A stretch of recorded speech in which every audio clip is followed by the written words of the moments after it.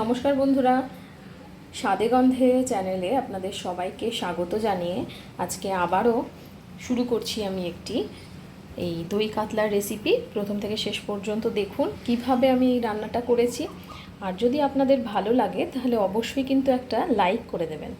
আর আমার চ্যানেলে অনেকেই নতুন নতুন বন্ধু জয়েন হয়েছে, তাদেরকে অসংখ্য ধন্যবাদ আমার পাশে থাকার জন্য আর আমাকে সাপোর্ট করার জন্য।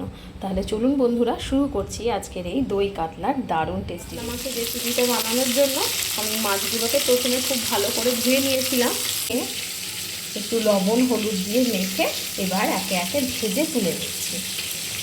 সমস্ত মাছগুলো আমি ভেজে তুলে নিয়েছি, খুব সুন্দর করে লালচে করে ভেজে নিয়েছি মাছগুলোকে। আর এদিকে কড়াইয়ে যে মাছ ভাজার তেল ছিল সেই তেলের ভেতরে আমি প্রথমেই দেব রসুন বাটা। রসুন বাটাটা তেলের মধ্যে একটু কষে নেব। তেলের মধ্যে একটু কিন্তু আমি কষে নিয়েছি, প্রায় 2 মিনিট মতো। এবার ওর ভেতর দিয়ে দেবো একটা বড় সাইজের পেঁয়াজ বাটা। পেঁয়াজ বাটাটা দিয়েও খুব ভালো করে মিশিয়ে নেব।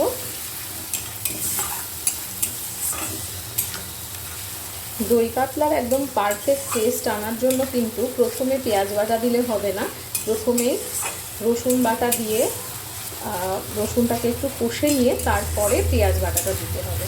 এর ফলে রসুনের যে ফ্লেভার সেটা কিন্তু তেলের ভেতর থাকবে আর মাছের টেস্টটা ভীষণই ভালো হবে খেতে। এইভাবে পেঁয়াজটা দিয়েও একটু কষে নেব। পেঁয়াজ বাটাটাও একটু আমি কষে নিয়েছি। এবারে দিয়ে দেবো এর ভেতরে সব শেষে দেবো আদা বাটা। আদা, তার সাথে আমি কাঁচা লঙ্কা দিয়েছি। আপনারা যে যেরকম ঝাল খান সেই হিসেবে কিন্তু এখানে লঙ্কাটা অ্যাড করবেন। আর আদা বাটাটা দেওয়ার পরেই দিয়ে দেবো এখানে পরিমাণ মতো লবণ আর হলুদ। দিয়ে দিচ্ছি হলুদ গুঁড়ো, দিয়ে দিচ্ছি লবণ। সমস্ত কিছুকে একসাথে মিশিয়ে নেব। সামান্য একটু লাল লঙ্কার গুঁড়ো,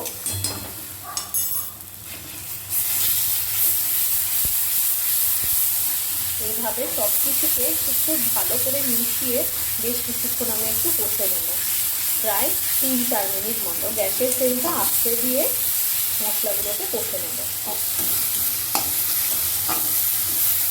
সমস্ত মশলাগুলো কিন্তু বেশ কিছুক্ষণ আমি কষে নিয়েছি। এইবার দিয়ে দেব এর ভেতরে পোস্ত আর কাজু একসাথে আমি বেটে কাজু বাটাটা দিয়ে পোস্ত আর কাজু বাটাটা আবারও একটু কষে নেব যতক্ষণ না পোস্তর কাঁচা গন্ধটা চলে যায় ততক্ষণ পর্যন্ত।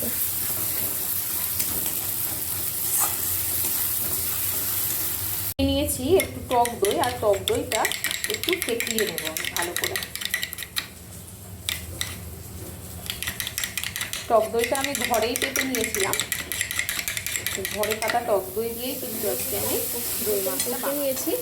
দিয়ে দিচ্ছি ফেটিয়ে রাখা টক দইটা।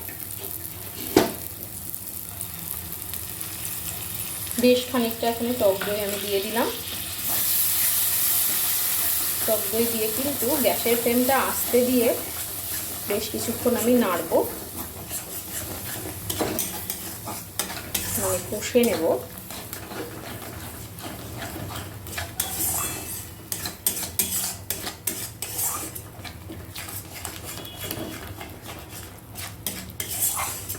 এইভাবে কষে নিয়ে দিয়ে দেব এর ভেতরে,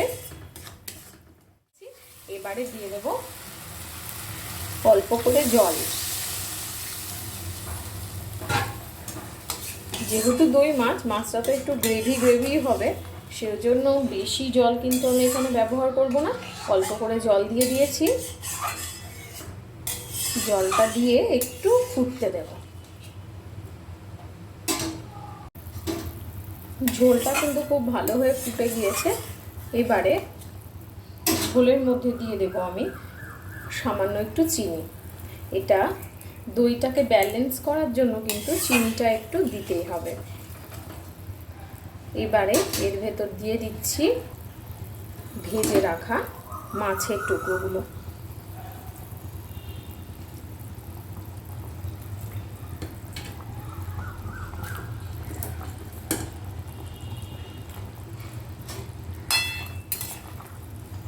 মাছের টুকরোগুলো দিয়ে একটু মিশিয়ে নেব, আর উপর থেকে দিয়ে দেব 2টো কাঁচা লঙ্কা, দিয়ে ঝোলটা একটু ফুটতে দেব। মাছের ঝোলটা কিন্তু খুব ভালো করে আমি ফুটিয়ে নিয়েছি। এবারে এর ভেতর দিয়ে দেব আমি সামান্য একটু গরম মশলা গুঁড়ো। আর এই গরম মশলা গুঁড়োটা দিয়ে দিলেই কিন্তু আমার মাছের ঝোলের রেসিপিটা বা দই মাছের রেসিপি অবশ্যই কিন্তু আমাকে কমেন্ট করে জানাতে ভুলবেন না। আর যদি ভালো লেগে থাকে তাহলে আমার চ্যানেলটিকে সাবস্ক্রাইব করে দেবেন এবং পাশে থাকা বেল আইকনটি প্রেস করে দেবেন। নতুন নতুন আরও রেসিপির আপডেট সবার আগে আপনার কাছে পৌঁছে যাবে। তাহলে আজকের মতো আসি, দেখা হচ্ছে আবারও নতুন কোনো রেসিপি নিয়ে। ততক্ষণের জন্য সবাই সুস্থ থাকবেন, ভালো থাকবেন, আর এইভাবেই আমার পাশে থাকবেন। তাহলে টাটা।